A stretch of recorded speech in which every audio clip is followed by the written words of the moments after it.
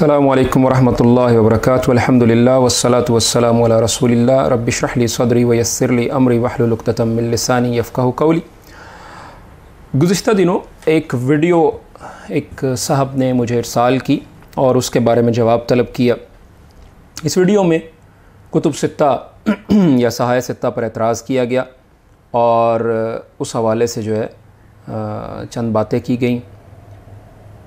تو اعتراض اللہ رب العالمین کے کلام پر بھی لوگوں نے کیا، رسول اللہ صلی اللہ علیہ وسلم کی ذات پر بھی لوگوں نے کیا۔ تو جب لوگ جو ہیں اس طرح کی یہ معاملات پیش آ سکتے ہیں کہ لوگ جو ہیں قرآن پر اعتراض کریں، رسول اللہ صلی اللہ علیہ وسلم کی ذات پر اعتراض کریں، تو اللہ کے رسول صلی اللہ علیہ وسلم کی حدیث پر اعتراض بھی جو ہے یہ بھی آج معاملہ جو ہے سامنے پیش آ گیا۔ تو اعتراضات تو چلتے رہتے ہیں، اصل بات یہ ہے کہ کیا اس اعتراض میں صرف اعتراض ہے یا اس کے پیچھے کوئی دلیل بھی ہے، کوئی مضبوطی بھی ہے۔ علماء جو یہ اعتراضات ہیں ان کی حیثیت تو جانتے ہیں کہ ان کی کیا علمی حیثیت ہے، البتہ عوام کو چونکہ معلوم نہیں ہے تو اس لیے انہی چند اہم اعتراضات کا جواب ہم نے جو ہے آپ کے سامنے جو ہے رکھیں گے۔ پہلی بات یہ ہے کہ کتب ستہ، تو کتب ستہ جو ہیں دین کی حفاظت کی بہترین انسانی کاوش جو ہے وہ کتب ستہ کی صورت میں اس زمین پر موجود ہے، کہ جس طرح جو ہے اسماء الرجال کا کام کیا گیا، سند کی حفاظت کا، متن کی تحقیق کا، اور ہزاروں لاکھوں انسانوں کا ریکارڈ جو ہے جمع کیا گیا کہ اللہ کے رسول صلی اللہ علیہ وسلم کی حدیث کو جانچنے کے لیے، آپ صلی اللہ علیہ وسلم کے کلام کو جانچنے کے لیے، آپ کے پیغام کو جانچنے کے لیے کہ ہمارے تک صحیح اللہ کے رسول صلی اللہ علیہ وسلم کا پیغام پہنچے، اس سے بہتر کاوش میرے علم کی حد تک جو ہے اس زمین پر موجود نہیں ہے، اس سے بہتر ریکارڈ موجود نہیں ہے جس میں جو ہے اتنی محنت، اتنی قد و کاوش اور اتنی تحریر اور اتنی کتابیں جو ہیں جس کے لیے احاطہ تحریر میں لائی گئی ہیں اور وجود میں آئی ہیں۔ تو اس بہترین کاوش کے نتیجے میں ہی یہ کتب ستہ جو ہے وجود میں آئیں اور اللہ کے رسول صلی اللہ علیہ وسلم پر جو دین اللہ رب العالمین نازل کیا وہ محفوظ شکل میں آج ہمارے سامنے موجود ہے۔ تو اعتراضات پہلے بھی کیے جاتے رہے، آئندہ بھی کیے جاتے رہیں گے، آج بھی کیے جاتے ہیں۔ تو الحمدللہ ان کے جوابات جو ہیں علماء دیتے ہیں اور ان کی جو ہے کمزوری واضح کرتے ہیں اور ان کی بے بنیاد ہونا ان کا واضح کرتے ہیں۔ کتب ستہ میں یا صحائح ستہ میں بخاری، مسلم، ابو داؤد، ترمذی، ابن ماجہ، نسائی، یہ 6 کتابیں جو ہیں موجود ہیں۔ اور کتب ستہ ہی میں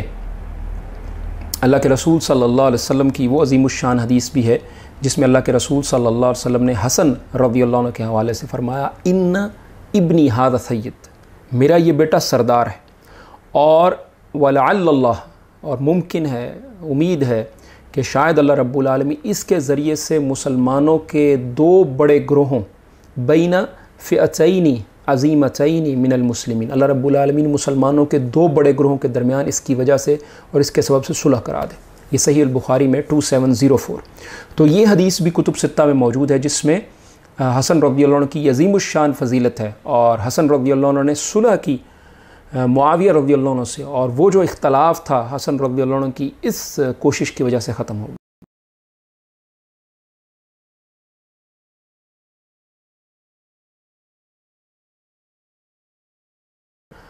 کہ اختلاف کی بجائے صلح کرنا، یہ اللہ کے رسول صلی اللہ علیہ وسلم نے اس صلح کو کے سبب جو ہے ان کو سردار قرار دیا، اور یہ بھی بیان کیا کہ یہ مسلمانوں کی 2 عظیم جماعتیں ہوں گی، یعنی دونوں جماعتوں کو مسلمانوں کی جماعت قرار دیا۔ تو حسن رضی اللہ عنہ کے اس فعل نے جو ہے حسن رضی اللہ عنہ کی اس انتشار کو ختم کرنے کی کاوش نے اور اختلاف کو ختم کرنے کی کاوش نے مسلم امت پر اور مسلمانوں پر جو ہے ایک بہت بڑا جو ہے مثبت اثر ڈالا۔ آج بھی اسی چیز کی ضرورت ہے کہ وہ لوگ جو اہل بیت سے محبت کے دعوے دار ہیں ان کو چاہیے کہ حسن رضی اللہ عنہ کی سنت پر، حسن رضی اللہ عنہ کی سیرت پر، حسن رضی اللہ عنہ کے طریقہ کار پر، ان کے منہج پر جو ہے غور و فکر کریں، اور انتشار نہیں بلکہ پیار جو ہے اس کو پیش نظر رکھیں۔ تو یہ حدیث بھی جو ہے جو ابھی ہم نے ذکر کی یہ کتب ستہ میں ہیں، تو کتب ستہ میں بہت عظیم الشان احادیث اہل بیت کے حوالے سے بھی موجود ہیں۔ اور اسی طرح اللہ کے رسول صلی اللہ علیہ وسلم کی ایک حدیث ہے کہ جس میں اللہ کے رسول صلی اللہ علیہ وسلم نے فرمایا کہ میں اللہ تعالیٰ کی تمہیں یاد دلاتا ہوں کہ میرے اہل بیت کے حوالے سے اللہ تعالیٰ کے میں تمہیں نصیحت کرتا ہوں اپنے اہل بیت کے حوالے سے کہ اللہ تعالیٰ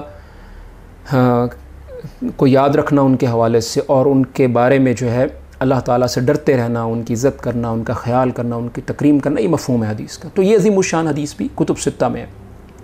تو ان احادیث کو بھی پر بھی غور و فکر کرنا چاہیے، اور اہل سنت اور اہل بیت، اہل سنت اور اہل الحدیث جو ہے ان کا یہ منہج ہے کہ اہل بیت سے محبت کی جائے، اور یہ جو ہے اللہ کے رسول صلی اللہ علیہ وسلم کی احادیث کے پیش نظر ہمارے ایمان کا حصہ ہے۔ دوسری بات، موسیٰ علیہ السلام کی حدیث کا ذکر کیا گیا جس میں موسیٰ علیہ السلام جو ہے غسل کر رہے تھے، تو نبی کریم صلی اللہ علیہ وسلم نے سے یہ حدیث جو ہے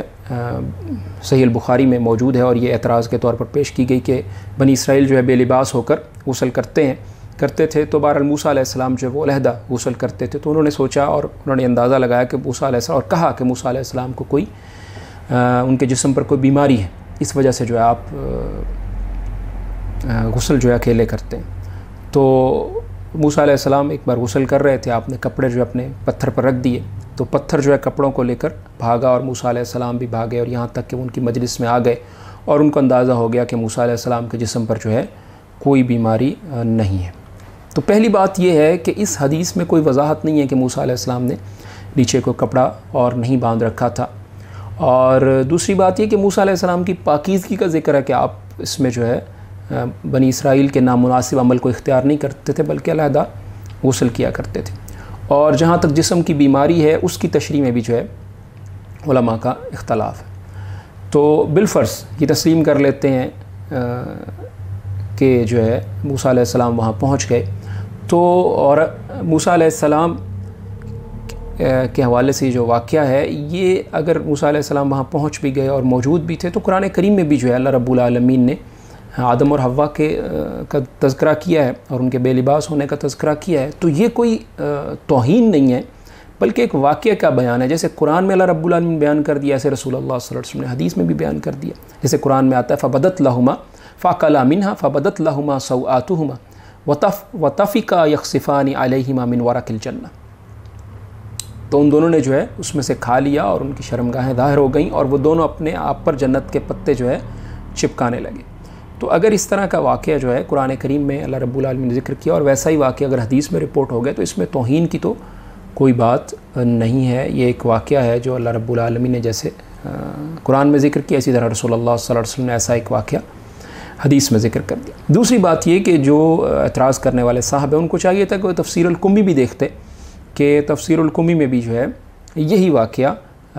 جلد 2 اور صفحہ 197 پر موجود ہے۔ تو اگر یہ تفسیر القمی میں موجود ہے اور یہی واقعہ، تو پھر جو ہے اگر کتب ستہ میں موجود ہے تو پھر اس پر اعتراض کی کوئی گنجائش جو ہے وہ پیدا نہیں ہوتی اور نہ اس کی ضرورت ہے۔ اسی طرح دوسری جو بات ہے وہ رسول اللہ صلی اللہ علیہ وسلم کی حدیث ہے تعمیر کعبہ کے حوالے سے، کہ اللہ کے رسول صلی اللہ علیہ وسلم کعبہ کی تعمیر کر رہے تھے، اور یہ نبوت سے قبل کی بات ہے۔ تو پتھر ڈھو رہے تھے، آپ نے تہبند باندھا ہوا تھا، تو آپ کے چچا عباس رضی اللہ عنہ نے آپ کو مشورہ دیا کہ آپ تہبند کھول کیوں نہیں لیتے تاکہ آپ کو جو ہے پتھر اٹھانے میں آسانی ہو۔ آپ صلی اللہ علیہ وسلم نے جیسے تہبند کھولا اور جیسے ہی کندھے پر رکھا تو آپ اسی وقت غشی کھا کر گر پڑے، اور اس کے بعد کبھی آپ صلی اللہ علیہ وسلم کو بے لباس نہیں دیکھا گیا۔ تو یہ روایت جو ہے بخاری 364 میں موجود ہے۔ تو اس کا جواب بھی وہی ہے کہ اگر یہ موسیٰ علیہ السلام کا واقعہ تفسیر القمی میں موجود ہے اور اگر کتب ستہ میں آ گیا تو اس میں اعتراض کی کیا بات ہے، اور ویسا ہی واقعہ جو ہے اللہ کے رسول صلی اللہ علیہ وسلم سے اسی مفہوم کا واقعہ جو اللہ کے رسول صلی اللہ علیہ وسلم کے حوالے سے بیان کیا گیا، اور اس میں بھی اللہ کے رسول صلی اللہ علیہ وسلم کی نبوت سے پہلے کی زندگی میں بھی آپ صلی اللہ علیہ وسلم کا یہ تذکرہ ہے کہ آپ صلی اللہ علیہ وسلم پہلے بھی جو ہے نہایت باحیات ہے، اور نبوت کے بعد تو آپ صلی اللہ علیہ وسلم کی حیا کے تذکرے ہیں ہی ہیں۔ تو دونوں معاملات میں اللہ کے رسول صلی اللہ علیہ وسلم کی حیا ہی کی طرف اشارہ ہے، اور اس واقعے میں بھی صرف عباس رضی اللہ عنہ جو ہے رضی اللہ عنہ وہ آپ کے ساتھ موجود ہیں، اور کسی مجلس اور کسی زیادہ لوگوں کی موجودگی کا تذکرہ نہیں ہے۔ تو اس کا جواب بھی وہی ہے۔ اور اسی طرح آدم اور حوا علیہم السلام کا قرآن میں جیسے تذکرہ ہے کہ بے لباس ہونے کا، تو یہ اللہ رب العالمین نے ایک واقعہ جو ہے قرآن میں جیسے رپورٹ ہوا ویسے اگر حدیث میں رپورٹ ہو گیا تو اس میں توہین کی کوئی बात नहीं है। चौथी बात, आयशा रज़ियल्लाहु अन्हा का घर, इस हवाले से एक एतराज़ किया गया कि नबी करीम सल्लल्लाहु अलैहि वसल्लम खुतबा देते हुए आयशा रज़ियल्लाहु अन्हा के हुजरे की तरफ आपने इशारा किया और कहा कि इस तरफ से और फितने बरपा होंगे, और 3 मरतबा आप सल्लल्लाहु अलैहि वसल्लम फरमाया कि यहीं से शैतान का सर नमूदार होगा। तो ये हदीस जो है बुखारी से पेश की गई और इस पर एतराज़ किया गया। तो असल में जब भी हम कोई हदीस बुखारी से या किसी भी किताब से, तो उस हदीस के तमाम जो हैं मतन देखने पड़ते हैं ताकि उस हदीस का पूरा मफ़हूम समझ आ जाए। बाज़ दफ़ा एक रावी जो है उसी वाक़े को इख्तिसार के साथ बयान करता है और दूसरा रावी जो है उसी वाक़े को जुज़ियात के साथ तफसील में बयान करता है। और इस मामले में भी यूँ ही हुआ कि दूसरी रिवायत में आता है, अब्दुल्लाह इब्न उमर रज़ियल्लाहु अन्हुमा बयान करते हैं कि मैंने रसूलुल्लाह सल्लल्लाहु अलैहि वसल्लम को देखा कि आप मशरिक़ की तरफ इशारा कर रहे थे और कहा फ़ितना इस तरफ से निकलेगा जहाँ से शैतान के सर का कोना निकलता है। और ये रिवायत जो है बुखारी में 3279, और यहाँ मुराद जो है नजद या इराक़ है, क्योंकि ये दोनों जो है मशरिक़ की सिमत थे। और एक और रिवायत से मदीना की मशरिक़ की सिमत थे। तो आप सल्लल्लाहु अलैहि वसल्लम ने मशरिक़ की सिमत इशारा किया था, ना कि मुराद, और घर भी मशरिक़ की सिमत था, ना कि घर मुराद था बल्कि मशरिक़ की सिमत मुराद थी। जैसे एक और सही मुस्लिम में एक जो है हदीस है, उससे बड़ी वजाहत से मज़ीद अंदाज़ा हो जाएगा कि अल्लाह के रसूल सल्लल्लाहु अलैहि वसल्लम हफ्सा रज़ियल्लाहु अन्हा के दरवाज़े के पास खड़े हाथ के इशारे के साथ मशरिक़ की तरफ इशारा फरमा रहे थे, हाथ से मशरिक़ की तरफ इशारा फरमा रहे थे कि फितना इस सिमत में होगा जहाँ से शैतान का सींग नमूदार होता है। यह बात आपने 2-3 बार कही। और एक रिवायत में है कि आयशा रज़ियल्लाहु अन्हा के दरवाज़े के पास। तो इन तमाम रिवायात को पेश नज़र रखा जाए तो असल बात समझ में आती है कि आप सल्लल्लाहु अलैहि वसल्लम अपनी बीवियों में से किसी के दरवाज़े घर में से निकले और वहाँ से निकलते हुए आप सल्लल्लाहु अलैहि वसल्लम ने यह हदीस मशरिक़ की तरफ इशारा करके बयान की, और मुराद इससे जैसे शारहीन ने लिखा है नजद और इराक़ था। तो इसलिए जो है और दीगर रिवायात से ये बात बड़ी वाज़ेह हो जाती है। और अगली बात जो समझ में नहीं आती वो ये है कि अल्लाह के रसूल ऐसा कोई मामला होता तो ये बात जो है बड़ी परेशान कुन बन जाती है कि अल्लाह के रसूल सल्लल्लाहु अलैहि वसल्लम की ज़ौजा और हमारी माँ उम्मुल मोमिनीन रज़ियल्लाहु अन्हा पर ऐसी बात का ज़िक्र किया जाए, क्योंकि उनकी पाकीज़गी जो है उसकी गवाही कुरान करीम ने दी है। और अल्लाह के रसूल सल्लल्लाहु अलैहि वसल्लम को आपसे सबसे ज़्यादा मोहब्बत थी और आप सल्लल्लाहु अलैहि वसल्लम की ज़िंदगी आयशा रज़ियल्लाहु अन्हा के साथ बहुत प्यार मोहब्बत वाली गुज़री और आप सल्लल्लाहु अलैहि वसल्लम को सबसे ज़्यादा महबूब थी। और इसी तरह वही आयशा रज़ियल्लाहु अन्हा के हुजरे में आती थी और दुनिया और आखिरत में वो आप दुनिया में भी आप सल्लल्लाहु अलैहि वसल्लम की बीवी और आखिरत में भी अल्लाह के रसूल सल्लल्लाहु अलैहि वसल्लम की बीवी, जैसे हदीस में बयान किया गया। इसी तरह अल्लाह के रसूल सल्लल्लाहु अलैहि वसल्लम की वफ़ात भी उनके हुजरे में, उनके घर में हुई थी। तो कैसे कहा जा सकता है कि वो ये हदीस जो है उससे वो मुराद है। इसी तरह उन्हीं के हुजरे में अल्लाह के रसूल सल्लल्लाहु अलैहि वसल्लम की तदफीन हुई। आज भी अल्लाह के रसूल सल्लल्लाहु अलैहि वसल्लम जो लोग जो हैं जाते हैं और अल्लाह के रसूल सल्लल्लाहु अलैहि वसल्लम की कब्र पर जब मस्जिद नबवी जाते हैं और अल्लाह के रसूल सल्लल्लाहु अलैहि वसल्लम की कब्र पर जाते हैं तो वहाँ अल्लाह के रसूल सल्लल्लाहु अलैहि वसल्लम की कब्र जो है आयशा रज़ियल्लाहु अन्हा के हुजरे में थी और अबू बकर और उमर रज़ियल्लाहु अन्हुमा जो हैं वो भी अल्लाह के रसूल सल्लल्लाहु अलैहि वसल्लम के साथ ही उसे हुजरे में दफन हुए, ज़िंदगी में भी उनके साथ थी और मौत के बाद भी साथ थी। तो अल्लाह के रसूल सल्लल्लाहु अलैहि वसल्लम की इस बीवी की शान जो है वो जैसे हमने हदीस में बयान किया कि बहुत ज़्यादा है। तो कतन भी ये नहीं कहा जा सकता जैसा कि ये बात एतराज़ में की गई, तो ये बिल्कुल बेबुनियाद है जैसे कि हमने तफसील से बयान कर दिया।